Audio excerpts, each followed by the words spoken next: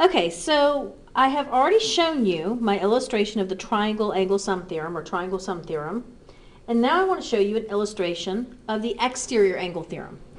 The first thing we have to talk about with the exterior angle theorem, though, is how to get an exterior angle. An exterior angle happens on a triangle when you have whatever size triangle. It doesn't matter what the triangle looks like, whether it's acute or obtuse or right or anything else like that. Nothing matters about that. But the way you get an exterior angle is by extending one side of the triangle. In other words, I pick a side. Let's say this side right here. And I go ahead and I take that side, I make it longer so that it goes out past the edge of the triangle. And now I have what's called an exterior angle. So this is an exterior angle. And then all three of these are interior angles. So like 1, 2, and 3.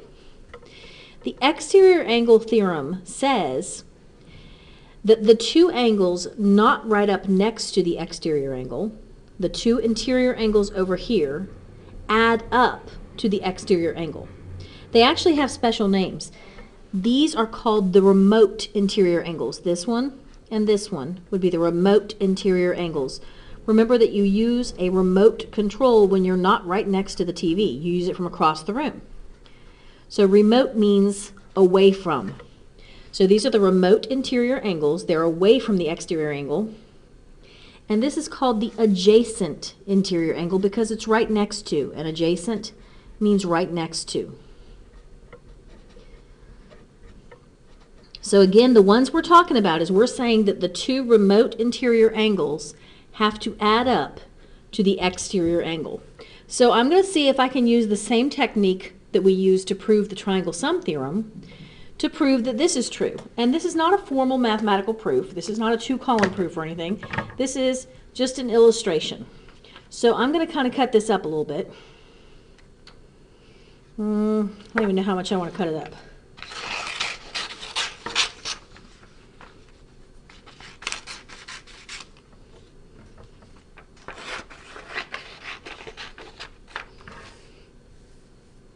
And these are the two that are supposed to add up to this exterior angle.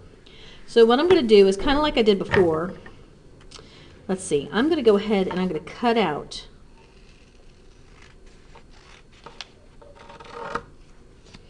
the triangle. Not all the way, though, because I still want to be able to show that exterior angle. So it's outside the triangle. I can't cut all the way and still show it. So I'm going to cut out part so that we can get a really good idea of the size of angle 2 and angle 3.